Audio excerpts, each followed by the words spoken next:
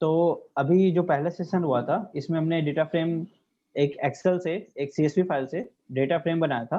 तो data frame में max, mean, head, trailer ये सब मैंने ऑपरेशन करके देखे थे। डेटा फ्रेम का यदि मेरे को साइज देखना तो कैसे देखेंगे। फिर हमने सीरीज क्या है ये देखा था। उसके बाद हमें यदि उसमें नल वैल्यू है नहीं है वो कैसे चेक करेंगे वो देखा था। यदि उसका मीन मेडियन निकालना है तो देखा था। यदि हमें पर्टिकुलर कॉलम का मीन निकालना है तो वो हमने देखा था। मैक्सिमम निकालेंगे वो देखा था।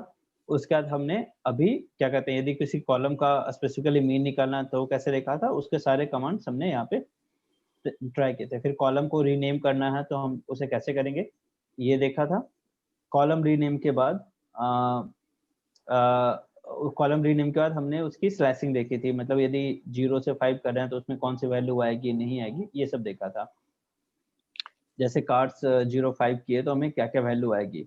उसके बाद यदि मेरे को कॉलम को ड्रॉप करना है तो यदि मान लो 15 कॉलम है उसमें मेरे को पर्टिकुलर कॉलम को ड्रॉप करना है तो उसका सिंटेक्स देखा था। उसके बाद यदि मेरे को रो को ड्रॉप करना है तो रो को ड्रॉप करने के लिए हम स्लैशिंग ऑपरेशन से उसे हैंडल कर सकते हैं। कॉलम को ड्रॉप करना है तो कॉलम नाम लिख के ड्रॉप लिखते हैं। रो को ड्रॉप करना है तो हम कॉलम के साथ ड्रॉप करते हैं। जैसे यदि मेरे को इसके रो को ड्रॉप करना है तो हम इसमें कार्स 2 मान लो कि मेरे को तीसरे से लेके 5 ये 20 तक रो चाहिए सिर्फ। तो हम इस तरीके से कम करके अपना रो ड्रॉप करते हैं। ठीक है। उसके बाद हमने यदि डेटा टाइप यदि किसी कॉलम का चेंज करना तो वो देखा था। और कॉलम का डेटा टाइप हमें चेंज करना वो देखा था। और कॉलम का डेटा टाइप करने के बाद यदि मेरे को कोई पर्टिकुलर वैल्यू सेलेक्ट करनी है तो वो हमने देखा था। यहाँ तक हमने किया था। अब हम आते हैं lock and I lock method पे। तो जनरली अंजना आपने ज्वाइन किया क्या? एक क्वेश्चन मेरा एक है। एरर आ रहा है अभिषेक, मेरा एक एरर आ रहा है मनीष, अपन we will discuss after that. मैंने ना वो किया है कार करके ब्रैकेट लेके 30 to 31 वाला है ना आपने जो दिखाया था कि 31 कॉलम आएगा, वो नहीं आ रहा है मेरा। क्या क्या क्या 31 कॉलम 30th और 30th कॉलम से लेकर मैंने ना कार्स करके ब्रैकेट यूज करके 30 स्क्रीन to शेयर करना 31। अपना। ओके,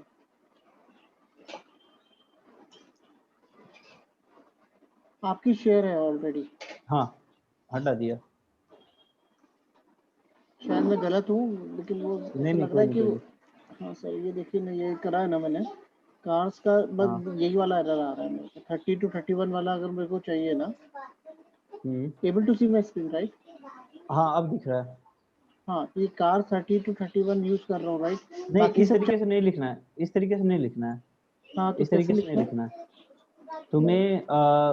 तुम्हें क्या करना होगा। तुम्हें लिखना होगा कार कॉलम। कार्स है ना उसका कॉमा की जगह कॉलम डालो। नहीं कॉलम नहीं, कॉलन कॉलन कॉलन डालो। डबल डॉट जो होता है ना वो डालो। ओके ओके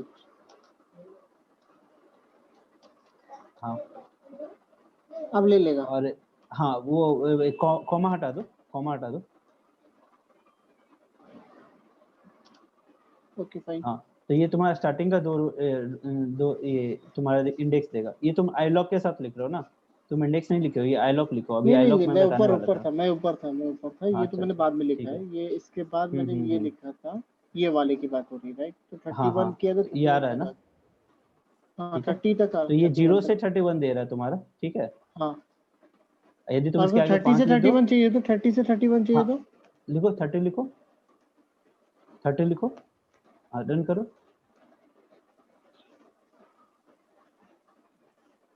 आ गया ना। एक रिकॉर्ड आया तुम्हारा देखो नीचे नीचे नीचे नीचे। हाँ एक रिकॉर्ड आया। Thank you. ठीक है thank you sir, thank you. ठीक है। मैं स्क्रीन शेयर करूँ? हाँ श्योर। ठीक।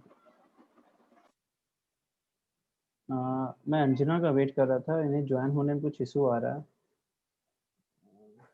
गेटिंग सेम पैड पोर्ट में। एक क्वेश्चन था मनीष उसपे। हाँ बोलिए ना। जो आपने ये एक्सेल फाइल अपलोड किया राइट आपने? हाँ आप स्क्रीन शेयर कर सकते हैं क्या? नहीं मैं एक्चुअली इसमें मोबाइल से हूँ। मैं आपके उसमें ही अच्छा क्वेश्चन कर रहा हूँ जो आप दिखा रहे screen right.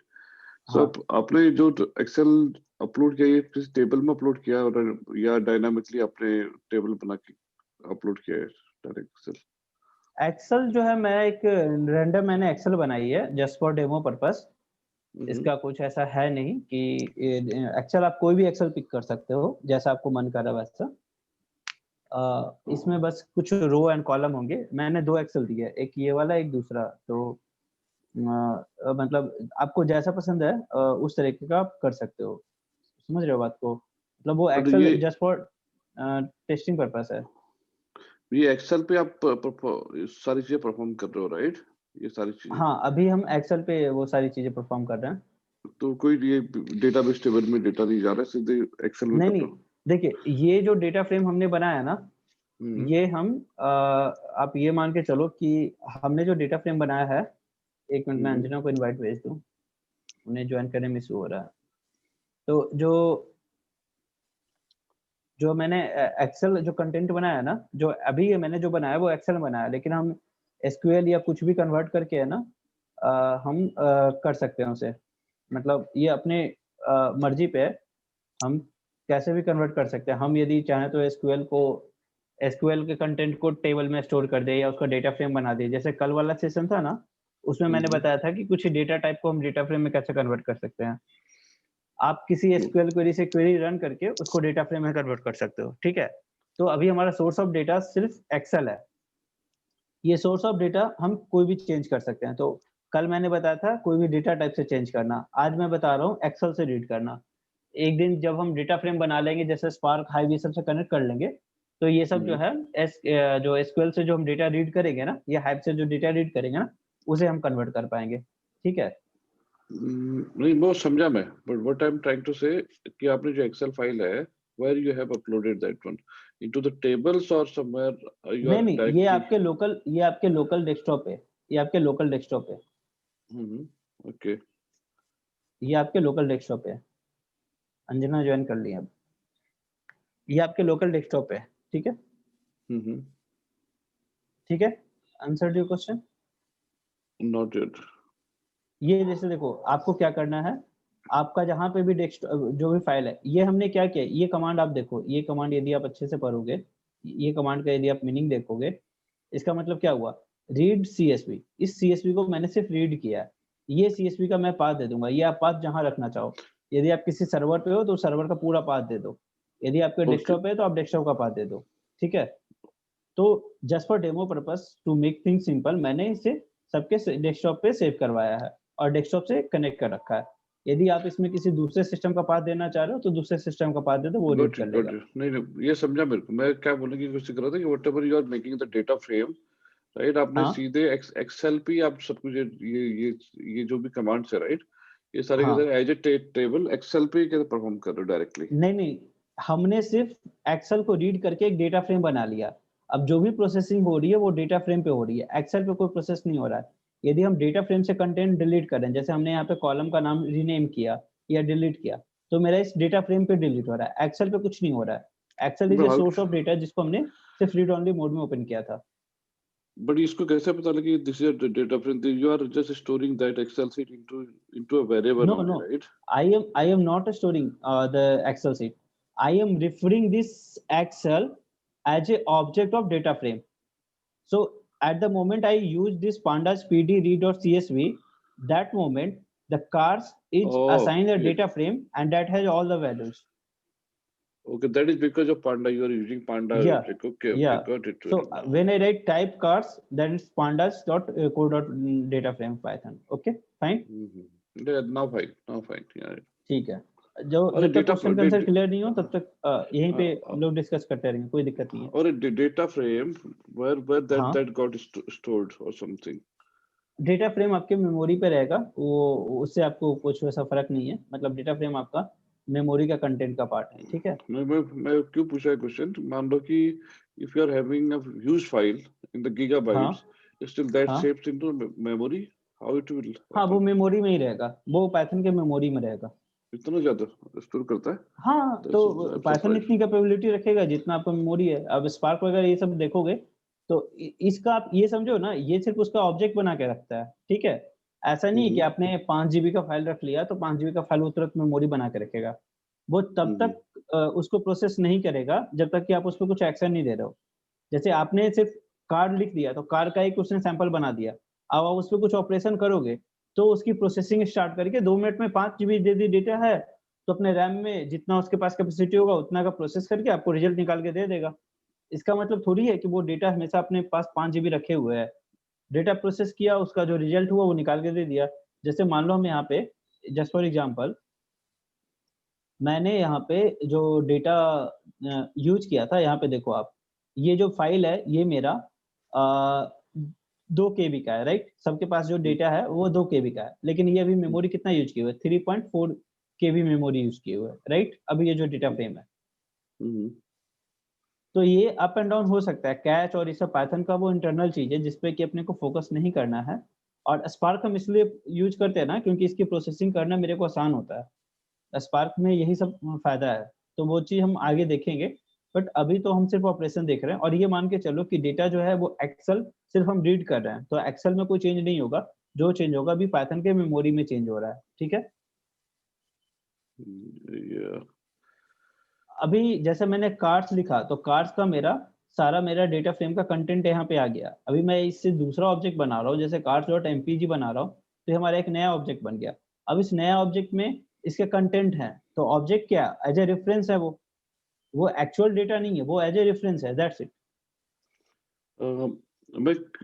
Actually how I am thinking something Hadoop है, राइट? जैसे उसमें दे आर अभी आप हैविंग Hadoop पे मत आओ, इसलिए क्योंकि नहीं मैं उसे नहीं बोल रहा हूँ, जस्ट हाँ trying to get that thing something the memory, right? और memory thing हाँ in the हाँ मुझे वो concept समझना चाह रहा हूँ कि something कि तुम्हारा आपका इसमें मेमोरी कैसे करता है, क्योंकि जैसे Hadoop है, they are using different services, nodes and everything, right? They are storing somewhere, they have lots of spaces already assigned, but how that is happening into the Python, because they don't have that much memory, something I don't know how it is storing that data or something, how they are using that देखिए memory.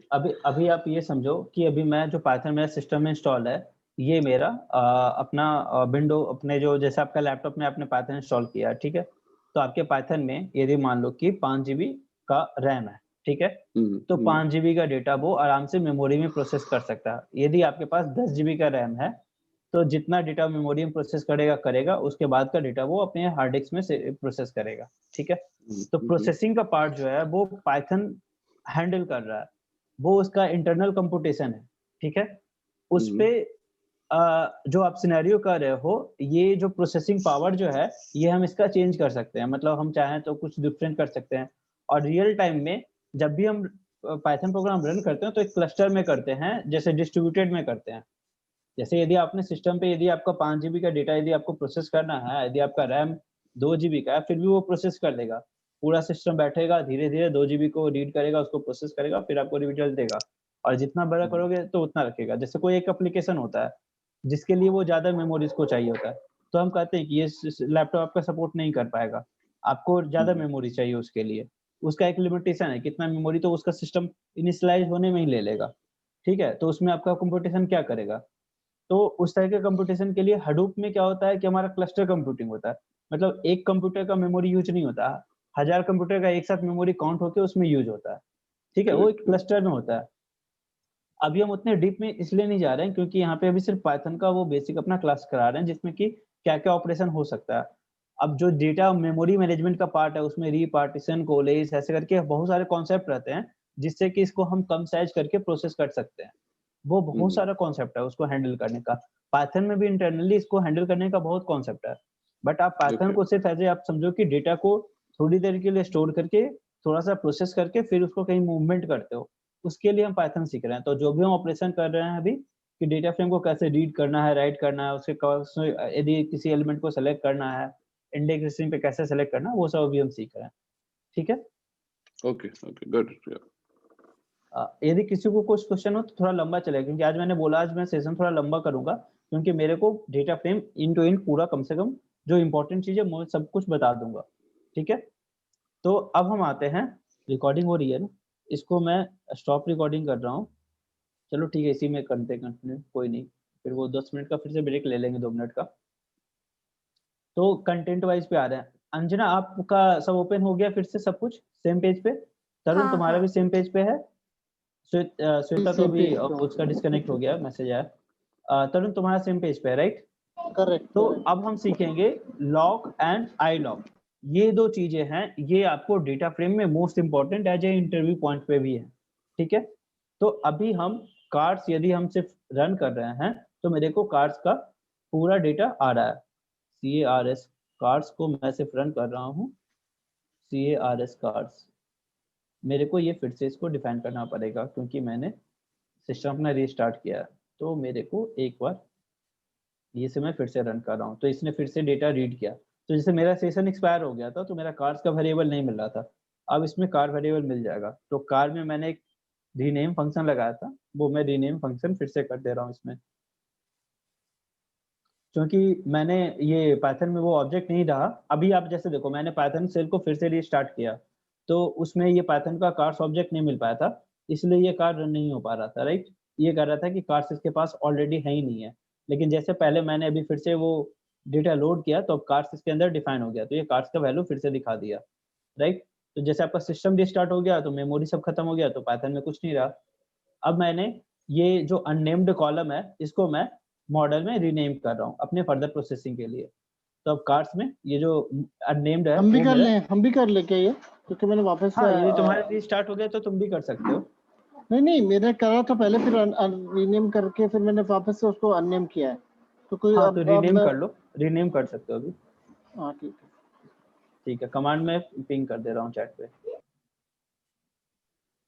है मेरे पास। ठीक है। अब हम आते हैं main अपने आई लॉक पे, ठीक है? तो आई लॉक मेरा क्या है कि इसमें हम आई लगा हुआ मतलब वो इंडेक्स बेसिस पे पिक करेगा, और लॉक मतलब हुआ वो कॉलम नेम बेसिस पे पिक करेगा। अब जैसे यदि आपको पता है कि मेरा कॉलम नेम क्या है तो आप लॉक मेथड से उसको एक्सट्रैक्ट करोगे, और यदि आपको कॉलम नेम नहीं पता है, आप चाह रहे हो कि कोई भी 5वां से 6ठा कॉलम मेरा पिक कर ले, तो उसके लिए हम लॉक मेथड करेंगे। तो इसका सिंटेक्स क्या है? काफी सिंपल, कार्स डॉट लॉक और इसके बाद आप कॉलम नेम डाल दो। तो मैं कॉलम नेम डाल दे रहा हूँ, मैं इसमें कॉलम नेम डाल दे रहा हूँ, मेरे को MPG चाहिए, MPG चाहिए, ठीक है? तो ये MPG का डेटा को रन करके मेरे को दे देगा। अब इसमें ये क्या कर रहा है कि MPG डेटा को ये किस बेसिस पे सर्च करे, मतलब इसमें कितना रो या कॉलम सेलेक्ट करे इसे पता नहीं चल रहा। तो इसके लिए हम पहले इंडेक्सिंग दे देंगे, जैसे मैं यहाँ पे इंडेक्सिंग कर दिया और कॉमा डाल दिया, मतलब तुम सारा का सारा डेटा सेलेक्ट करके दे दो इस कॉलम का MPG का। तो इसने सारा का सारा डेटा सेलेक्ट करके मेरे को MPG का दे दिया। यदि मैं चाह रहा हूँ कि सिर्फ मेरे को इसका 10 डेटा रहे, तो मैं 0 से 10 लिख दिया, तो मेरे को 10 डेटा इसका रन करके दे देगा, ठीक है? तो सबसे पहले आप ये सेलेक्ट करते हो कि आपको कितने रोज चाहिए और उसका कौन कौन सा कॉलम चाहिए। यदि मान लो कि आपको MPG यहाँ से स्टार्ट है और आपको CYLV चाहिए, तो यहाँ पे आप कॉलम में MPG के साथ दूसरा कॉलम नेम डाल दो।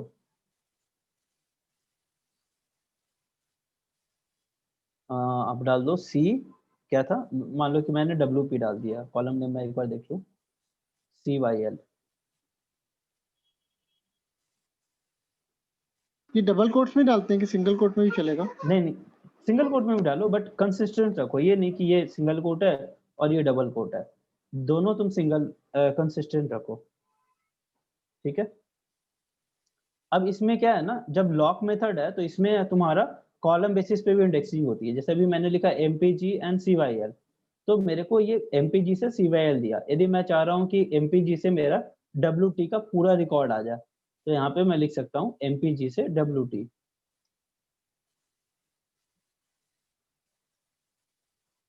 तो मेरा MPG से WT सब आ गया रिकॉर्ड, ठीक है? और मैं यदि चाह रहा हूँ कि नीचे का 50 ये मैं शुरू के 5 और नीचे के 20 रिकॉर्ड में देखूं, तो मैं इस तरीके से इंडेक्सिंग कर सकता हूँ। मतलब जो भी स्लाइसिंग ऑपरेटर है वो मेरा रोज पे, और जो कॉलम्स है वो मेरा यहाँ पे काम करेगा। तो ये मेरा लॉक मेथड हो गया, मतलब लोकेशन। जब आपको कॉलम नेम पता होता है तो आप लॉक मेथड यूज करते हो। आईलॉक में भी सेम चीज है। आईलॉक में चीजें डिफरेंस क्या हो जाती है कि सबका मेरे को कॉलम का इंडेक्सिंग करना पड़ता है। जैसे ये 0 है, ये 1 है, ये 2 है, ये 3 है, ये 4 है, ये 5 है, ये 6 है, ये 7 है, ये 8 है। तो उस हिसाब से हम यहाँ पे इंडेक्सिंग कर देते हैं। तो अभी मेरे को यही ऑपरेशन कर रहे हैं, यहाँ पे मैंने आईलॉक कर दिया और यहाँ पे मैंने इंडेक्सिंग डाल दिया, मेरे को लिख दिया मैंने, मेरे को दूसरे कॉलम से चौथे कॉलम तक का डेटा चाहिए। तो ये मेरे को दूसरे से कॉलम का डेटा दे दिया। यदि मैं चाहूँ तो इसमें इंडेक्सिंग कैसे भी कर सकता हूँ। मैं चाहूँ तो 5वें से लेके 10वें कॉलम का डेटा चाहिए मेरे को, तो इसे मैं रन किया, मेरे को 5वें से कॉलम का डेटा दे दिया। तो इधर से जो मेरा डेटा हुआ वो मेरा हुआ आपका रो बेसिस पे, ये जो है मेरा रो बेसिस पे सेलेक्ट करने के लिए हुआ, और ये मेरा कॉलम बेसिस पे सेलेक्ट करने का हुआ। अब आपको मान लो कि सारा कॉलम चाहिए और सारा रो चाहिए, तो आप इस तरीके से डाल दो, तो ये पूरा डेटा फ्रेम आपको दे देगा। यदि अब आपको जहाँ पे जिस तरीके से फ़िल्टर डालना उस तरीके से डाल दो। जैसे आपको नीचे का बॉटम का 6 चाहिए, तो आप यहाँ पे डाल दो कि लास्ट का मेरे को 31, मेरे को लास्ट का 25 से 31 चाहिए, और इसमें मेरे को लास्ट का 6 रिकॉर्ड चाहिए, मतलब 6 के बाद जो भी रिकॉर्ड है वो चाहिए। तो इस तरीके से आप रन कर दो, वो आपका दे देगा। क्लियर? ये आप देख पा रहे हो? आपको सब सेलेक्ट करना है तो सब सेलेक्ट कर लो। तो जितना हमने स्लैशिंग ऑपरेटर देखा था ना, वो चीज़ का यहाँ पे सारा काम आ रहा है। अब यदि आपको यही चीज़ आपको लॉक में करनी है, तो आप यहाँ पे कॉलम नेम डाल दो। तो आपको यहाँ पे आपको कॉलम नेम डालना पड़ेगा। यदि आपको कॉलम नेम पता है तो कॉलम नेम डाल दो। जैसे मेरे को पता है मॉडल, तो मैंने मॉडल डाल दी, तो वो उस तरीके का काम हो गया। तो lock and I lock method important हो जाता है। अब जैसे देखो, आप जो डेटा फ्रेम बनाओगे ये आप 4 तरीके से बना सकते हो। पैनल से, ये अरे डेटा टाइप से बना सकते हो, डिक्शनरी से बना सकते हो, आप एसक्यूएल से रीड करके बना सकते हो, कोई डेटा फ्रेम से बना सकते हो, आप कोई अनस्ट्रक्चर फाइल से बना सकते हो, आप सेमी स्ट्रक्चर फाइल से बना सकते हो, आप चाहो तो एक्सेल से बना सकते हो। जब आप उसे बना दिए तो जितने ऑपरेशन है जो जैसे मैंने कल बनाए थे, कल मैंने जो बताया था कि अपेंड का या फिर क्या कहते हैं ये जॉइन का, या जो भी मैंने कल ऑपरेशन बताया था, मैक्स मीन जो भी, वो सारे ऑपरेशन आप कर सकते हो। तो ऑपरेशन मल्टीपल है, क्रिएशन का तरीका डिफरेंट डिफरेंट हो सकता है। तो आज हमारा एक्सेल से रिलेटेड है, ठीक है।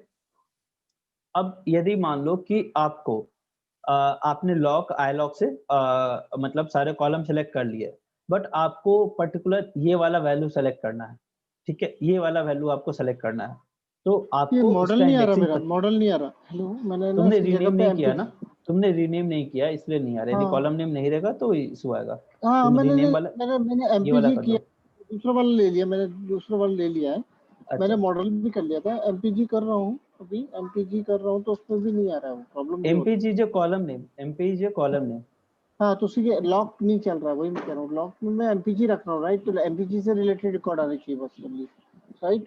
यहाँ 20 यहाँ तो MPG series, MPG not a data frame. ये जो लॉक वाला नहीं नहीं ऑपरेशन है ना, वो तुम्हारे डेटा फ्रेम पे मैं चल रहा है। लास्ट वाला कह रहा हूँ, लास्ट वाला आपने जो रन किया ना सर, अभी ये तो सब चल गया मेरा, नीचे आओ और नीचे आओ, ये सब चल हाँ गया मेरा। आपने ये हाँ मॉडल वाला चला है ना, ये मॉडल वाला नहीं हाँ। चल रहा है मेरा, मैं ये कह रहा हूँ।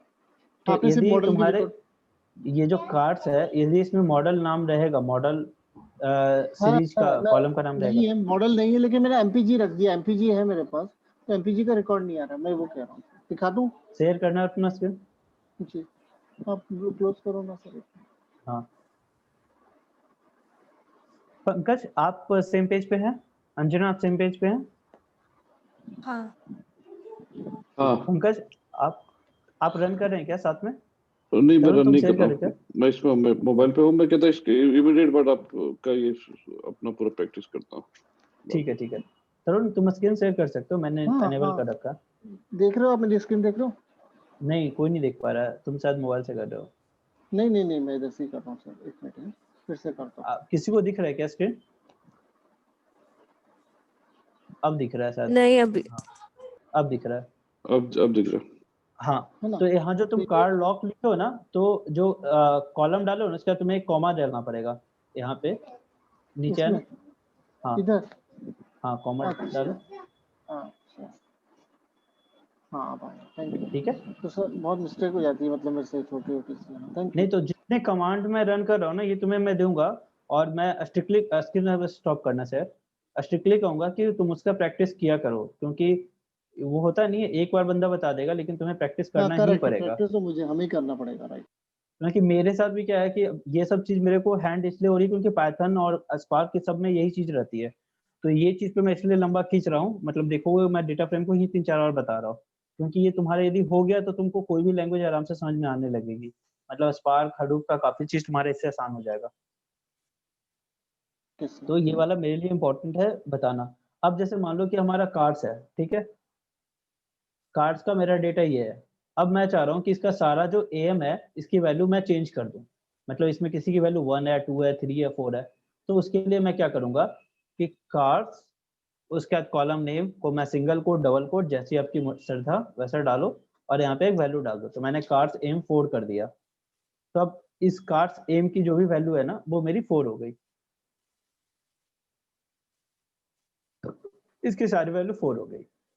तो जैसे हम लोग नमपाई में वैल्यू इनिशियलाइज नहीं कर रहे थे वैसे हम यहाँ पे कर सकते हैं। अब मेजर फंक्शनलिटी देखो, तुम इस डेटा फ्रेम को अभी डेटा फ्रेम की तरह ले सकते हो, लेकिन तुम सबको एक नॉर्मल सा ऑब्जेक्ट या सीरीज ले सकते हो।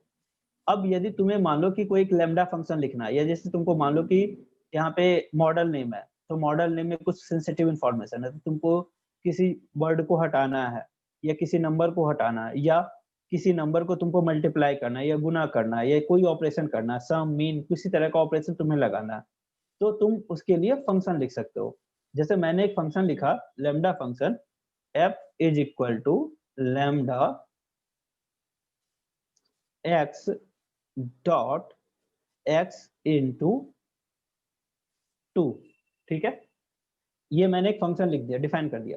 अब मैं इस फंक्शन को किसी भी कॉलम पे या किसी भी रो पे अप्लाई कर सकता हूँ, और जब ये अप्लाई करूंगा तो ये सब पे अप्लाई हो जाएगा। जैसे मैं कार्ड्स एम पे इस लेमडा फंक्शन को अप्लाई करूंगा, लाइक कार्ड्स एम, उसके बाद अप्लाई,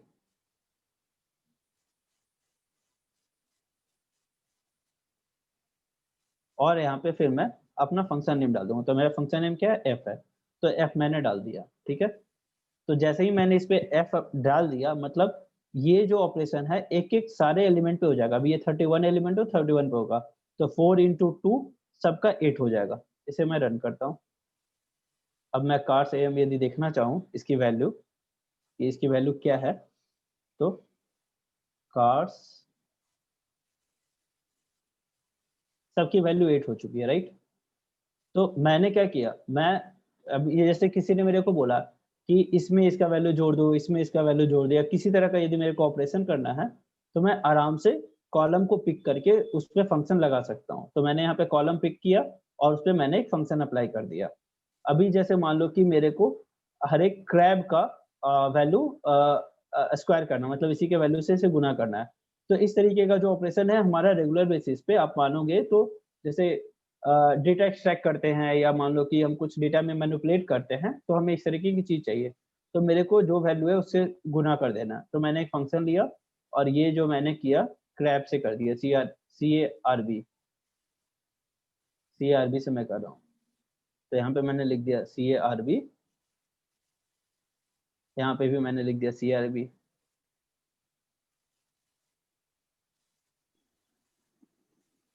अब ये जो सीरीज होगा इसकी वैल्यू मेरी सब उसी से मल्टीप्लाई हो गई। तो इस तरीके का ऑपरेशन हम कर सकते हैं कभी भी। जैसे कई बार बोला जाता है कि जो डेटा एक्सट्रैक्शन चाहिए आपको उसमें ये वैल्यू इस तरीके से चाहिए, ये वैल्यू इस तरीके से चाहिए, तो आप कोई भी फंक्शन लिख दो। आप चाहो तो 10 पेज का एक लंबा फंक्शन लिख दो, आप चाहो तो एक 2 लाइन का एक छोटा फंक्शन लिख दो। जो ऑपरेशन आप करना चाहते हो वो आप कर सकते हो। जैसे आपको इंटरव्यू में पूछा गया कि इस कॉलम का वैल्यू चेंज करना है, कैसे करेंगे, तो आप उसके लिए एक फंक्शन लिख दोगे और उस फंक्शन को यदि कॉलम पे अप्लाई कर दोगे तो सारे कॉलम के लिए वैल्यू अप्लाई हो जाएगी। जैसे हम इसमें इस तरीके के फंक्शन लिख सकते थे, यदि क्रैब की वैल्यू 4 है तो कुछ मत करो, क्रैब की वैल्यू 1 है तो 3 जोड़ दो, यदि क्रैब की वैल्यू 10 से ज्यादा है तो 10 घटा दो। इस तरीके का भी हम फंक्शन लिख सकते हैं, राइट। मैं इसमें इस तरीके का फंक्शन लिख सकता हूँ कि इसका शुरू का 3 डिजिट रहने दो, उसके बाद जितना डिजिट है उसको तुम स्टार से रिप्लेस कर दो, राइट। मैं इस तरीके का फंक्शन लिख सकता हूँ। मैं कुछ भी कर सकता हूँ यदि मेरे पास फंक्शन अप्लाई करने की पावर हो गई। जैसे मेरे को मॉडल का जो है सारा वैल्यू को रिप्लेस करना, तो मैं इस तरीके का फंक्शन लिख सकता हूँ।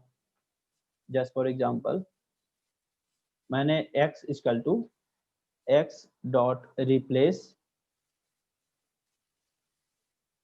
तो मैं यहाँ लिख दिया कि m को तुम रिप्लेस करो n से, ठीक है, x को n को रिप्लेस करो तुम n से, ठीक है, और यहाँ पे मैं मॉडल को मैं पास कर दे रहा हूँ। तो ये जो चीजें हैं ये काफी ज्यादा इंपॉर्टेंट हो जाती है, फंक्शन लगाना। और ये जो फंक्शन है ना, इसको हम दो तरह का फंक्शन बोलते हैं, एक बोलते हैं यूजर डिफाइंड फंक्शन और एक सिस्टम इनेबल फंक्शन। तो ये जो हम चीजें कर रहे हैं ये मेरा यूजर डिफाइंड फंक्शन, आप देख रहे होगे इसमें जहां जहां m था वो मैंने सब रिप्लेस कर दिया n से, राइट। मैं इसमें रेगेक्स करके कोई भी फंक्शन कुछ भी लगा सकता हूँ, क्लियर? सबको क्लियर? इसमें इफ एल्स ऐसा भी कुछ आता है? आप फंक्शन जैसे यहाँ पे तो मैंने भी लैम्डा फंक्शन लिखा ना, आप चाहो तो डेफ करके, आप चाहो तो डिफाइन करके एक पूरा फंक्शन लिखो जैसा आपको मन कर रहा है। ओके, समझा। डिफाइन करके आप पूरा फंक्शन लिखो ना जैसा आपको मन कर रहा है, इसको पूरा फंक्शन लिखो, और जब ये आपका फंक्शन कंप्लीट हो जाए तो उस फंक्शन को आप यहाँ अप्लाई कर दो। आप चाहो तो इसमें पूरा ब्लॉक लिख दो, आप चाहो तो इसमें पूरा मॉड्यूल एक इसका लिख दो। तो जनरली जो हम ये जो iLock और ये सब जो मेथड देख रहे हैं ये सब क्या है, इसके अंदर एक फंक्शन रखा हुआ है जो कि हम कॉलम को अप्लाई कर सकते हैं। अब ये जो फंक्शन हमने लिखा ये मेरा यूजर डिफाइंड फंक्शन हो गया, ठीक है, मतलब ये हमने अपने हिसाब से चेंज किया। यूजर डिफाइंड फंक्शन मतलब इसे हमने अपने हिसाब से चेंज किया। कुछ फंक्शंस हैं जो कि सिस्टम डिजाइन फंक्शन है, जैसे मीन, ये किसी पाइथन डेवलपर ने, जो पाइथन का कोड डेवलपर होगा जो डेटा फ्रेम लिख रहा होगा, उसने ये मीन फंक्शन को डिफाइन किया है कि क्रैब का मीन वैल्यू से निकल के आ जाएगा। तो ये वैल्यू उसने डिफाइन किया जिसमें उसने रिटर्न टाइप ये डाला है। तो ये हुआ आपका सिस्टम डिफाइन फंक्शन। तो कई बार ऐसा होता है कि जैसे हाइव में देखोगे या स्पार्क में देखोगे, आपको कहा जाएगा कि कॉलम का वैल्यू चेंज करना, तो आप अपना एक यूडीएफ लिख के उसकी कॉलम की वैल्यू चेंज कर सकते हो, ठीक है। यहाँ तक सब सेम पेज पे है? राइट, फंक्शन लिख के उसको अप्लाई कर सकते, करेक्ट है। हाँ, ठीक है।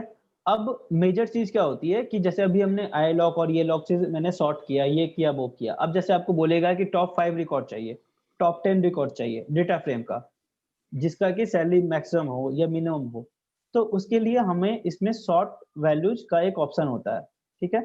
तो जैसे मैंने यहाँ पे लिख दिया cars sort by CA value, ठीक है। तो मेरे को जो CY की जिसकी वैल्यू ज्यादा थी वो मेरे को सॉर्ट होके आ गई सारा रिकॉर्ड, ठीक है। तो ये नीचे से ऊपर हुआ, राइट, मतलब मेरा ये असेंडिंग ऑर्डर में ये मेरा सॉर्ट होके आ गया। अब मैं इसके ऊपर कुछ अपना ऑपरेशन कर सकता हूँ, मतलब मैं चाहूँ तो इसमें मैं फिर से अपना iLock, calllock या जो भी है जिस तरीके का मेरे को वैल्यू चाहिए था वो मैं डाल सकता हूँ। जैसे मैंने ये सॉर्ट किया, अब मैं यहाँ पे लिख सकता हूँ लॉक, मतलब लोकेशन या इंडेक्स बेसिस पे जैसा आपको मन करे। लॉक मैं यहाँ लिख दिया, मेरे को शुरू का 5 रिकॉर्ड चाहिए तो मैंने यहाँ 5 कर दिया, और यहाँ पे मैंने इंडेक्स डाल दिया मेरे को कौन कौन कॉलम चाहिए। तो मेरे को पहला कॉलम चाहिए और पहला से 5वां कॉलम चाहिए, तो मेरे को इसने दे दिया, सॉर्ट करके सारा वैल्यू दे दिया, शुरू का 5 कॉलम और शुरू की 5 वैल्यू मेरे को इसने दे दी, राइट, मतलब 1 से लेके 4 तक, 0 तो इसने हटा दिया। तो आप समझ रहे हो ना, जैसे यदि आपको बोले कि डेटा फ्रेम में आपको मैक्सिमम वैल्यू निकालना, मिनिमम वैल्यू निकालना, या आपको डिपार्टमेंट सैलरी के हिसाब से आपको मतलब जिसकी सैलरी मैक्सिमम वो निकाल के दो, तो आप ऐसे कर सकते हो। जिसकी सैलरी मिनिमम है वो हम निकालना, जैसे बोलेगा कि वो मॉडल दो जिसका नाम सबसे मिनिमम है, तो यहाँ पे मैंने मॉडल कर दिया, ठीक है, और मैंने 1 से 5 कर दिया, मतलब सिर्फ मॉडल नेम मेरे को चाहिए तो मैंने मॉडल नेम सिर्फ लिख दिया, कॉमा, एंड मैंने लिख दिया 1, सिर्फ मेरी पहली वैल्यू दे दो। तो इसने मेरे को दे दिया वो मॉडल जिसका सबसे कम वैल्यू है, राइट, और वो किस पोजीशन पे, 22 पोजीशन पे, ये इसने मेरे को वो भी दे दिया, क्लियर। तो इस तरीके का जो हमारा एग्जांपल है, वो अभी हमने जो सॉर्ट किया वो मेरा असेंडिंग ऑर्डर में सॉर्ट हो गया। लेकिन यदि मेरे को सॉर्ट करना हो तो हम चाहें तो इसे डिसेंडिंग ऑर्डर में भी सॉर्ट कर सकते हैं। जैसे यदि किसी ने बोल दिया कि मैक्सिमम मेरे को सैलरी चाहिए, मैक्सिमम वाला वैल्यू चाहिए, तो यहाँ पे मैं असेंडिंग इक्वल टू फॉल्स कर दूंगा, तो मेरी ये मैक्सिमम हो जाएगा। तो जो आप एसक्यूएल क्वेरी इतने मेहनत से रन करते थे, वो चीज आप देख रहे हो कि यहाँ पे लिखना काफी आसान है, राइट? आप उसको इस तरीके से कंपेयर कर सकते हो कि जो कॉलम मेरे को सेलेक्ट करना है वो मैं यहाँ पे लिख सकता हूँ, पहला, दूसरा, तीसरा, चौथा, पांचवा, छठा, आठवां, नौवां, दसवां, जो कॉलम मेरे को चाहिए कॉलम का नेम लिख सकता हूँ। जितना रिकॉर्ड चाहिए वो मैं यहाँ पे, लिमिट वाला जो चीज है वो मैं यहाँ पे अप्लाई कर सकता हूँ, और सॉर्टिंग वाली जो चीज है मैं यहाँ पे कर सकता हूँ, राइट? जैसे मेरे को यदि इसकी एसक्यूएल क्वेरी लिखनी होती है तो हम लिखते हैं select model MPG CYL DISP from this table where serial number is equal to this, या सॉर्ट बाय मॉडल नंबर। अब मैं यहाँ पे कैसे लिख रहा हूँ, cars data frame sort by model ascending false. अब मेरे को इसमें जितना रिकॉर्ड चाहिए उतना मैं लॉक मेथड से सेलेक्ट कर सकता हूँ। लॉक में मेरा को कॉलम नेम डालना पड़ेगा और आई लॉक में मेरे को इंडेक्स देना पड़ेगा। क्लियर है? तो ये जो है, अब जैसे मान लो कि मैंने एसक्यूएल से कोई डेटा रीड किया और उसे मैंने पाइथन की मेमोरी में डाल दिया, एक डेटा फ्रेम बना दिया, अब उसमें मैं जितना चाहे उतने तरह का ऑपरेशन कर सकता हूँ। यदि मैं इसकी एसक्यूएल क्वेरी लिखता तो मेरे को काफी ज्यादा कॉम्प्लेक्सन होता, राइट? लेकिन मैं डेटा फ्रेम से वो सारे काम आसानी से कर सकता हूँ। पता चल रहा है डेटा फ्रेम का कितना अच्छा यूज है? सब सेम पेज पे है? क्लियर? Yes yes yes. अब आप ये समझो कि हम लोग आईलॉग में इंडेक्सिंग, आईलॉग में वैल्यू यूज करते हैं। आईलॉग में आई है, आईलॉग में आई है मतलब इंडेक्स, और लॉक मतलब सिर्फ लोकेशन, मतलब कॉलम नेम। Thank you. तो अंजना, और ये आप तो वो डेटा फ्रेम से काफी इजी से कर सकता है, राइट? राइट।